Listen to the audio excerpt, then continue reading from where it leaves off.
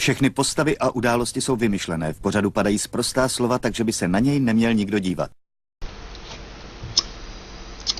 Takže já vás vítám, toto už je, tuším, co já počítám, 4. manuál. Takže dnes se zase mrkneme na naši surku, jak postoupila. Wonderlinka už je 14 level. A hráli jsme na ní pouhých 21 minut. Takže se určitě neflákáme. V pozadí mi hraje divoký Bill, malování. Takže pokud byste chtěli, tak se pojďte, to úžasná muzika. Pro neviny.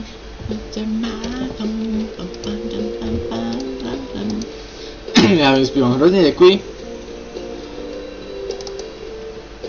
Ano, chudáčku.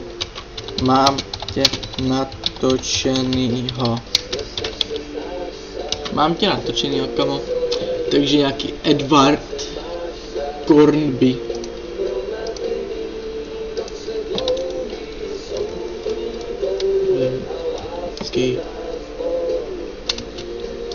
Takže já si zaspomínám. Pardon, že zase jsem nemluvil. Já se vždycky tak zahraju právě, že... No, můžete se těšit, já už jsem říkal na Vendra. Říkal jsem, že se můžete těšit na Amnésiu, což je hororová hra. Já jsem byl jsem ji chvilku ve škole hrál, byl jsem z toho úplně posraný. A to jsem to hrál a vůbec na mě nic nebavilo, jsem byl z toho úplně udělaný. Takže doufám, že se na ně podíváte. Budu to dávat sem asi na Metin, abyste... Aby to nebylo všechno na Vendrovi, vydržte. Já překliknu na svůj channel, aby mě to tak nelagovalo ten Metin. Mě to hodně sejří, jako víte, ne? Když vám to laguje, taky nic moc extra. No já už jsem to odlagl, takže pohoda. Takže mluvte do začátku ty lagy.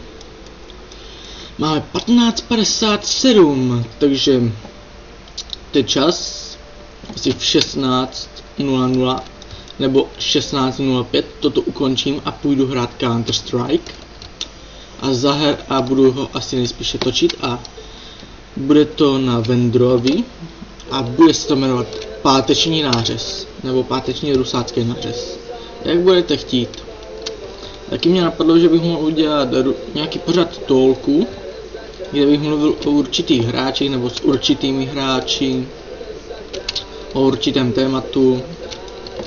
Doufám, že se mi povede Takeshiho, ten nevím, se mi ho povede dostat do svého pořadu. Doufám, že bude tak ochotný. Doufám, že budeš ochotný. A jak jsem viděl to video, jak ti chutnali ty červy, tak bych byl ochotný ti za tvou ochotu, že sem ke mně do pořadu dojdeš, dát aspoň 10 červů. Ne, to byl vtip. Červy ti dávat nebudu, koupil bych ti třeba hamburger. Tak, dobrý, vykombil jsem to. Víte, jaký já jsem komber? Komber, to znělo zase blbě. Tak kombík, nebo kombusken. Jestli nevíte, co je kombík, tak to je auto. A jestli nevíte, co je kombusken, tak to je Pokémon. Jo, to je dobrý nápad. Ukážu vám v novém pořadu Pokémon, jo! Ne, dělám si srandu. A pokud byste ty Pokémony chtěli jako vidět, tak řekněte, já vám je klidně ukážu. Já jich mám dobrých 300, možná 400 karet, můžeme je všechny projít. Ernest mě chytá sraní, což je velmi špatné, protože se mi chce. A víte, že když se mi chce, tak prostě musím. O tom je vtip, že? Víte, jaký je rozdíl mezi hrobem a záchodem? Žádný. Když musíte, tak musíte. Nebo řeknu tenhle.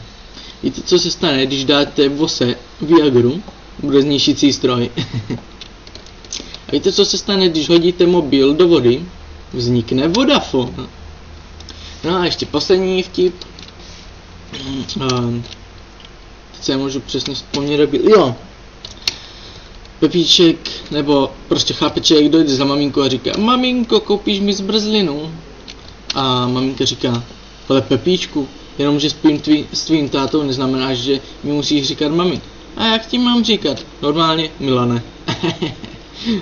Tak to byl trošku gay vtip. No a ještě poslední.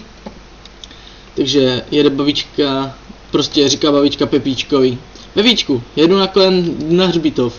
A Pepíček říká: ale babičku, kdo poveze do kolo zpátky? To byl trochu černý humor. Ne jako, že bych měl něco proti starým babičkám nebo tak, ale je to docela vtipný. Víte. No a pokud byste měli nějaký vtip dobrý, který byste chtěli, abych řekl ve svém manuálu, tak se ho nebojte poslat mi na Skype Skippy 1995 a nebo mi ho pošlete do osobních zpráv. Já si čtu zprávy skoro každý den, takže než jdu točit video, tak si všechny zprávy přečtu, takže se nebojte, že bych zapomněl, nebo když jdu nahrávat, tak si přečtu všechny zprávy. Takže udělali jsme level 16, no to je super teda. Si budeme zvětšovat sílu. Říkal jsem, že Vítko musí být aspoň na 50, ale tak víte, jak to myslet znamená hovno vědět. Asi poprvé umřu v živém přenosu. Tak ne. Dobrý vykombeno. Jsem se řekl, že umřu v živém přenosu.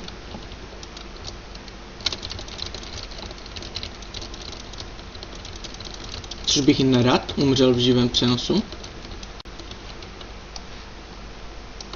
No vidíte, taky jsem komber, že jsem to celý vykombil. Můžete mi psát chválitebné komenty. No, tak já už bych to asi stopl, protože mně se fakt chce. Ne, že bych to nějak zdůrazňoval. Tak ale víte, když musíte, tak já se s vámi loučím a mějte se velmi pěkně. Pište mi hezké komenty, lajkujte a odebírejte.